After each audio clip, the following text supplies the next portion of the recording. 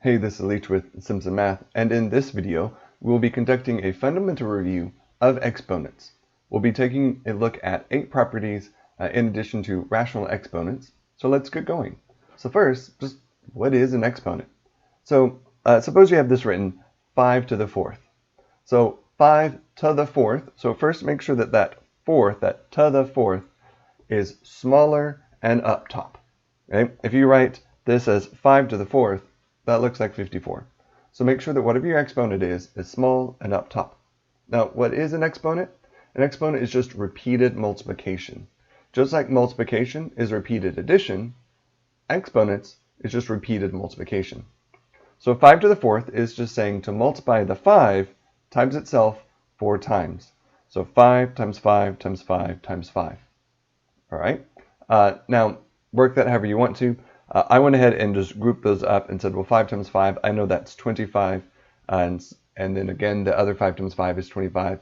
And 25 squared, or 25 times 25, is 625. So that's what an exponent is. It's just repeated multiplication. All right, so let's take a look at this 3 times 2 cubed.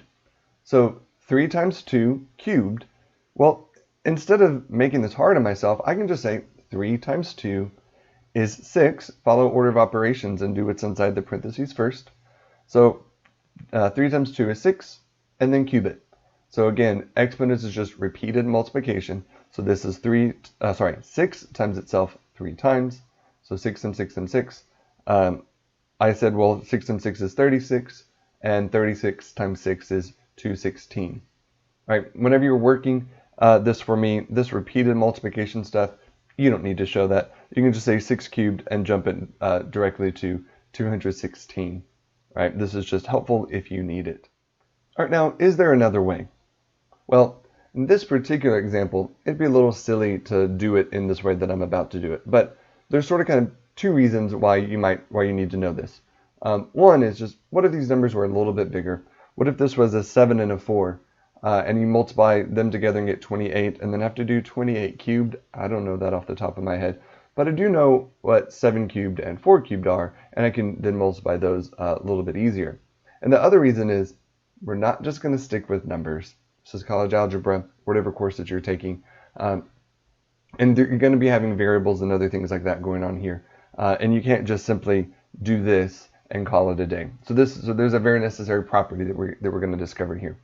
All right, so if I do 3 times 2 here, and then that's cubed, what's special about this is, one, I could write this as 3 times 2 and write that 3 different times. So 3 times 2, 3 times 2. So if I have this, notice I could just regroup these up, and notice I have 3 3s and 3 of these 2s. And so with those, notice that's 3 cubed and 2 cubed, right? So that's what I have here. Okay, that's just 3 cubed times 2 cubed, or 3 times 2 times 3, 2 times 2 times 2. So 27 times 8 is 216. So the big takeaway here is that this 3 times 2, I was able to take this 3 and send this in to both of those. I am hesitant and not going to use the D word here, distribution. We are not distributing as you know it. What you know of when we say distribution is distribution of multiplication over addition. That's its full name. You know, when your parents get mad and you get full named. That's distribution's full name. Distribution of multiplication across addition. So I'm kind of hesitant to say that word here. Basically, that's kind of what we're doing. And we're able to do that when this is multiplication. We are not able to do this when this is addition. If this was a plus, well, 3 plus 2 is 5. 5 cubed is 125. But if I was to try to do this with a 3 and send that 3 in with this plus here, notice we do not get 125. So if I try this, I get 3 cubed plus 2 cubed. That's 9 plus 8, which is 17. 17 is not 125.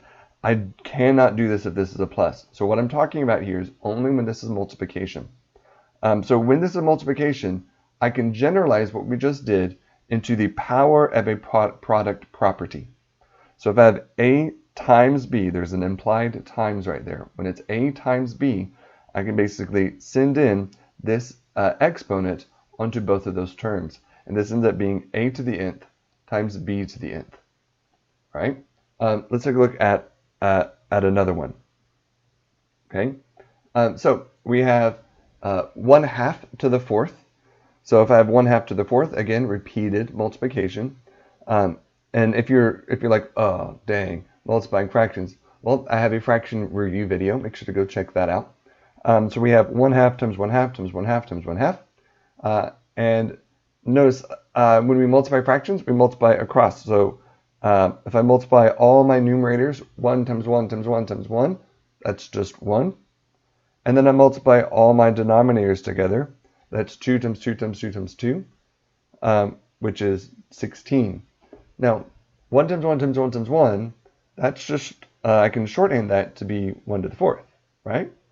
And 2 times 2 times 2 times 2, I can shorthand that to 2 to the 4th. So notice, if I have 1/2 to the 4th, I can send this 4 in to the 1 and to the 2, just like I did with the previous example, but this is division. Now, that's okay because division and multiplication, well, they're essentially the same thing. And so with that, this is really saying 1 times 1/2 to the 4th. All right, division and multiplication, I can basically make them make them be very similar. So with this, I can send that 4 in using multiplication, right, across that multiplication. So it's that same thing. So it's different enough that we give it its own name. And so this is the power of a quotient property. It is very much so friends with the power of a product property. But so I'm able to send that exponent in if the a and b are being separated by division as well. So multiplication, division, which really are basically the same thing, just in opposite directions, but not if it's addition or subtraction. Okay. And just if you're curious, this technical note right here is just saying b can't be 0, because if b was 0, then we're dividing by 0, which is undefined, whole other set of mess. All right. So now I want you to do this one on your own. So pause the video and figure out what 3/2 squared is. All right, welcome back. Now, yes, so here with the 3/2 squared, we can use the power of a quotient property and just square the top and square the bottom, and we end up with 3 squared over 2 squared, and we get 9/4, right? So let's move on to another property. So these next set of examples, I'm going to sort of send us back to elementary school a little bit. Remember how in elementary school you would see like 7 plus 4 equals box, right? Well, we're doing the same thing, but this time we have we're filling in the box, and that box is in the exponent, right? So fill in that question mark box. Don't worry about simplifying.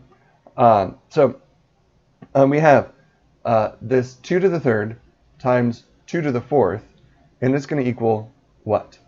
All right.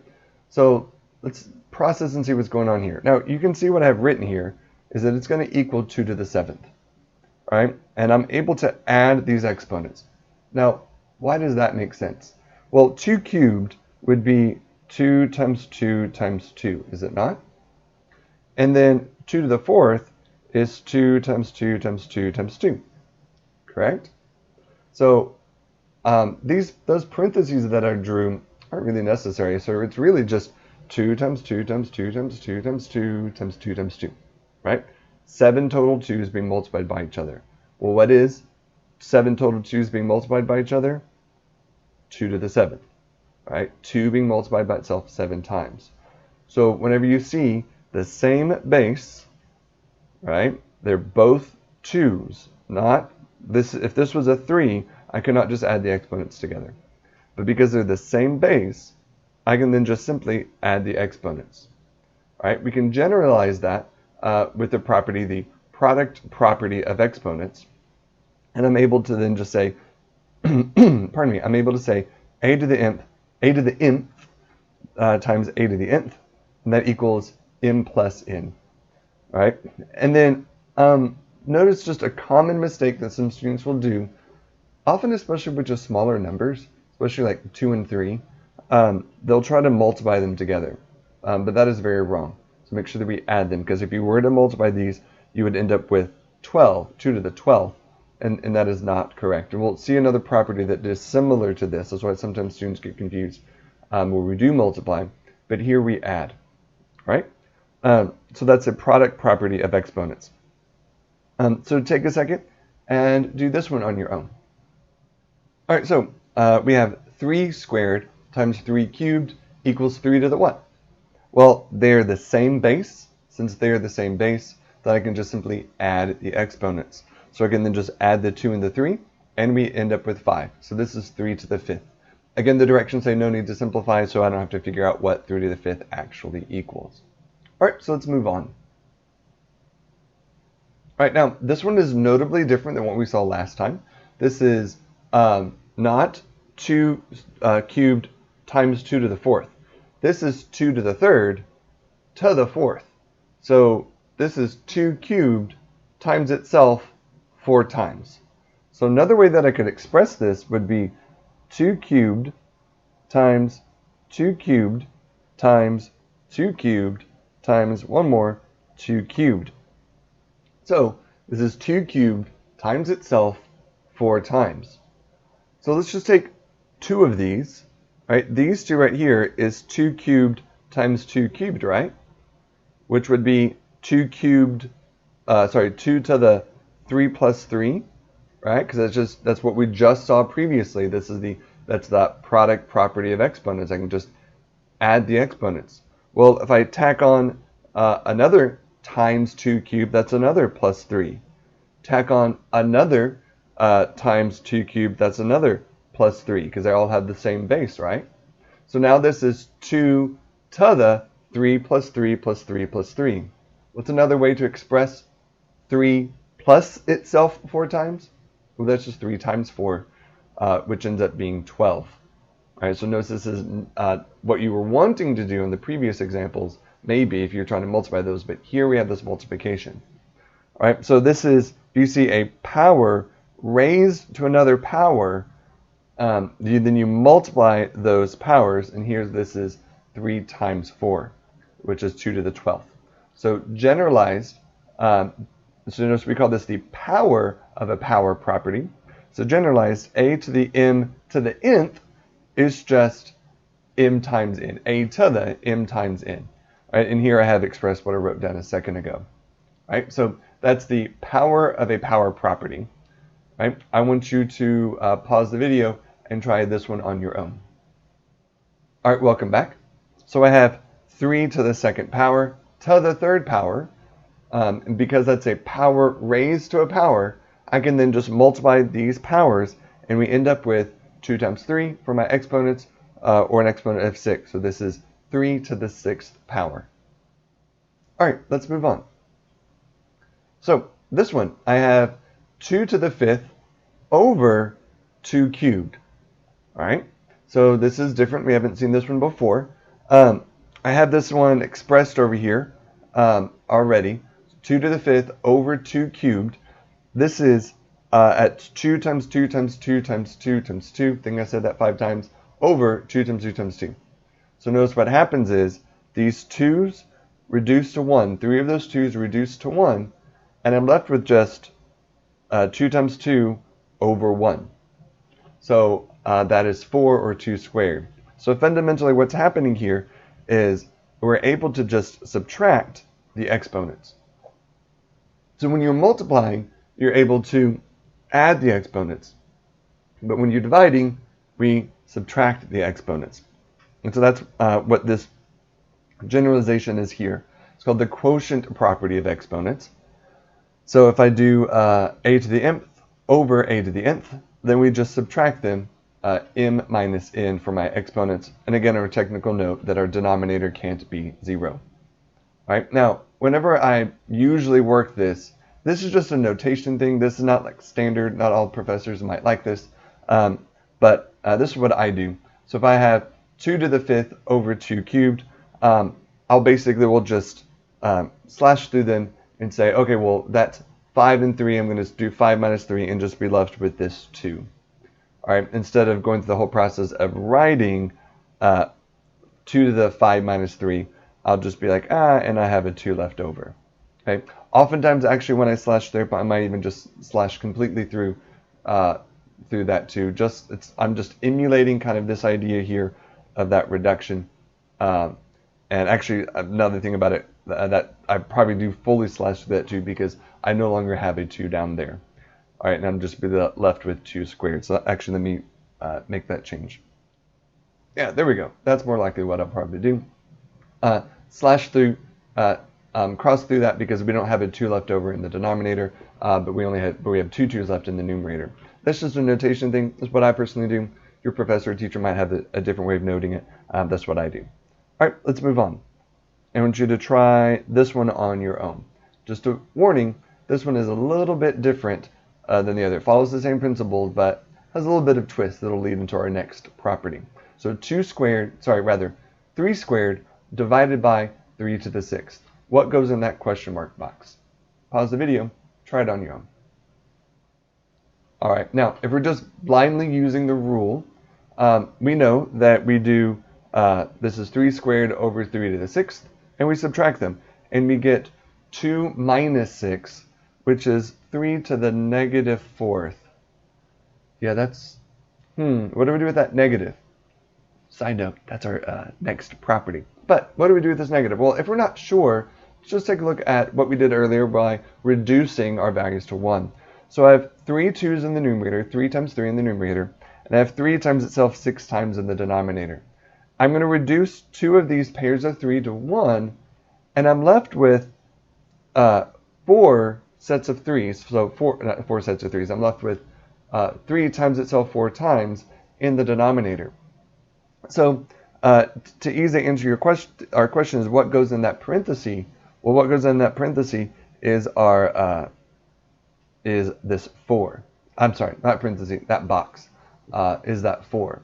So that's interesting, making this connection back here that if I have 3 to the negative 4th, that means that equals 1 over 3 to the 4th. And on top of that, using our, what's the first one? The power of a product property, or sorry, power of a quotient property. I'm able to actually say, well, this is 1 to the 4th is also 1. So I can actually express this as 1/3 to the 4th. That's interesting as well. All right, so one thing that hopefully you're starting to see is that exponents are actually quite interestingly flexible. There's several different routes you could take to be able to simplify this. All right, so that kind of leads us to our next generalization. So if we look at our next property, so if I have 1 over 2 to the negative 5th, what can I do with that? Well, let me just go ahead and go over to my generalization from what we saw a second ago. If I have a negative exponent, it's not best. It's not considered simplified if we have a negative exponent just hanging out there. So we always want to fix negative exponents. So I can fix it by either moving them down in moving it from the numerator into the denominator, or move it from a denominator into the numerator. So if I have a negative exponent in the numerator, just move it down into the denominator. I'm not reciprocating anything here. I'm not doing algebra in terms of like balancing equations. This is just using this property that says that I can move it into the denominator if I change the sign of the exponent. And again, the same thing here. If I have a negative exponent in the denominator, I can make it be positive by just moving it up into the numerator. Now, if I have, let's say, a over b to the negative n, okay, I can express this as b over a to the positive n without moving anything in. Good pun. So with this, that does produce that reciprocal. Okay, so this kind of to the negative exponent is in some places a shorthand for reciprocal, but it's a little bit more specific in advance. All right, and again we have our notes that our a's can't be 0 because we'd be dividing by 0. All right, so looking back at this, I have a 2 to the negative 5th. That negative is in the denominator, a negative in the exponent in the denominator. So we fix that by moving that up, and we end up with this being 2 to the 5th. All right, let's move on to the next example, and I want you to try this one on your own. All right, welcome back. Let's see how you did. Now this one does tie in with kind of what I wrote up a second ago, kind of hinted at that a little bit. I said it might be a little bit more advanced, kind of forgot this was coming. So let's see. So when we're doing this, there's a few ways to do this. I'm going to show you this method, and you see there's an or hanging out there, and there's actually another method. As you're seeing, exponents are quite flexible. So one way to do this is you could take this -2 and use the power of a quotient property and send in that -2, which is what I have here. And then use that the negative property of negative exponents, and basically move this one down. So now it's 2 to the 2 squared in the denominator, and then move 3 to the -2 up. So now it's 3 squared in the numerator. And then just simplify. Now this does simplify to be 9/4, but your task just to find what is that exponent, and then it's just simply 2. But even easier is what I showed you earlier, is that you can just, you honestly can just flip that over. Flip that over and it becomes positive. This, what's over here actually sort of shows you how that's possible. All right. One way is to actually just blindly use the rule, which says take this whole thing and move it down into the denominator, but make the sign be positive. Right? And then using dividing by fractions, which is what we saw earlier, going through all this process. So divide it, move this so they're both squared, then turn it to be multiplication and flip and do the reciprocal. And then we can express this as now 3 squared over 2 squared, which is then just simply 3 halves squared. So we can actually make a generalization from this. And I'm going to say that if I have a over b to the -n, I can write this as b over a to the nth.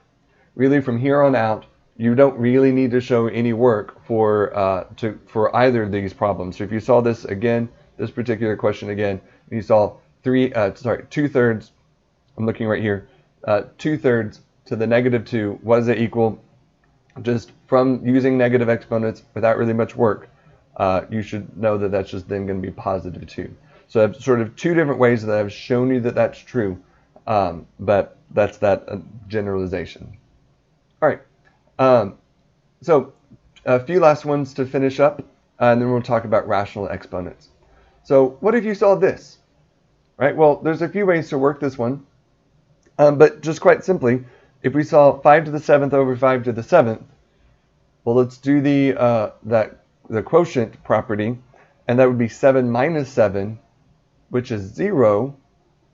So what is 5 to the 0? Well, don't freak out, because we know that if I have something divided by itself, as long as those somethings aren't 0, that's going to equal 1 every time. So 5/7 over 5/7 equals 1, right? So that means that 5 to the 0th power equals 1. And this is a big deal here, that any non-zero raised to the 0 power is going to equal 1. All right? Also good to know is that a to the 1st is also equal to a. Right? So I'm not going to rework this, but if this was 5 to the 7th over 5 to the 6th, then this would end up being 7 minus 6, which is a 5 to the 1st, which would then make this would be a 5th. Right? Does that make sense? So it's that same idea. So it's also just good to know it's called the identity property of exponents, that the exponent's 1. It's just whatever the base is. All right, one last thing to go with exponents. This is about rational exponents. All right, so let's say that I see, getting out of control here. So let's say that I see this 16 to the 1/3 power. Right? Well, what is this 1/3 power? Let me just first go to this rule here. These are called rational exponents, or or fractional exponents. Usually I will refer to them as rational exponents.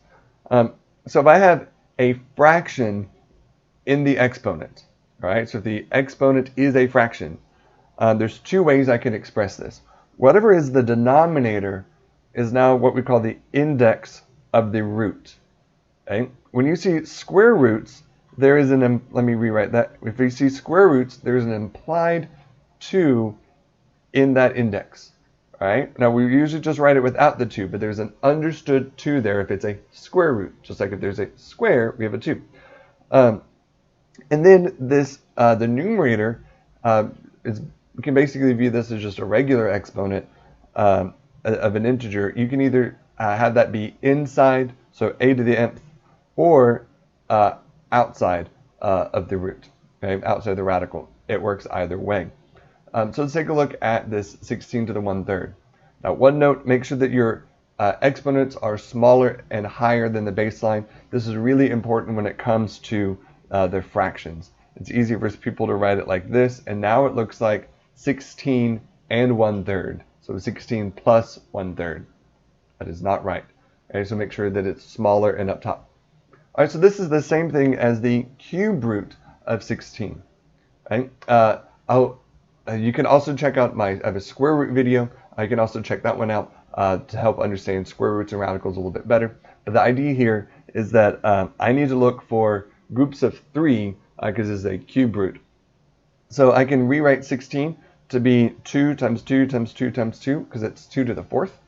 And so then that's, I can group up 3 of these to be 2 cubed times 2. So the cube root of 2 cubed is just 2. And then we're left with then just the cube root of 2. So this is 2 cube root of 2. Another way to work this, to understand this, to using our exponent rules that we've seen previously, is this is 16 to the 1/3 power. I can rewrite 16 to be 2 to the 4th. That's kind of interesting, but it's what I saw earlier. It's 2 to the 4th. But now we have an exponent here. And by the power property of, the power of a power property, I can multiply the 4 and the 1/3 together, and I get 2 to the 4/3 power. Now, 4/3 can be expressed as 1 and 1/3. 1 whole plus 1/3. I'm going to rewrite that 1 whole to be 3/3. So 3/3 plus 1/3 is 4/3, right? If I add these together, okay, I get this 4/3. So I can rewrite 4/3 to be 3/3 plus 1/3. So that's what I have here. 2 to the 3/3 plus 1/3. Now, by the product property, I can break this apart. Now, we saw earlier that I smushed them together, right? I had like 2 cubed times 2 to the 4th. I smushed those together, and I said 2 to the 7th, right? Well, you can also move backwards. You can undo that. So I can kind of break it apart here and end up with that multiplication. So we have 2 to the 3/3 times 2 to the 1/3. Well, 2 to the 3/3, that's just 1. So that's just 2 to the 1st. And then using that property that we saw right up here, I can rewrite this, the radical exponent as a cube root of 2. And so we end up with that same thing. So again, hopefully that you're seeing that exponents are quite flexible. So just one more example here. If I have 25 to the 3/2, and that equals the square root of 25 cubed, it also equals, and I had this lighter on purpose because it's not as easy, the square root of 25 cubed. Now you might be like, didn't you just say the same thing? Yeah, sort of. But this is the square root of 25 cubed. So square root of 25 times square root of 25 times square root of 25. Here, this is the square root of 25 cubed. So square root of, and then under that is 25 times 25 times 25. All right, subtle difference. I'm not as big of a fan as this because I honestly had to pull my calculator out to know what, because I was lazy, to figure out what 25 cubed is, which is 15,625. And if you square root it, you do get 125. So it's much easier, if possible, to make it smaller than it is to make it bigger. So I have square root of 25 is 5. This cube is still hanging out here. And now I just need to cube 5, and I get 125. All right, so if you're simplifying these numbers, it's easier to go smaller than bigger. Again, in these courses that you're about to embark on, or that you're in, it's not just going to be numbers. All right, so here are our exponent rules. I do have my note about possible zeros, so that's kind of a blanket statement here. But here are our 9 properties and rules that we looked at in this video. Good thing maybe even take a screenshot or write this down because we'll be coming back to these pretty much in all of your math courses here on out. So I hope this helped you understand exponents a little bit better. I'll see you in the next video, and remember, at Simpson Math, we make math simple.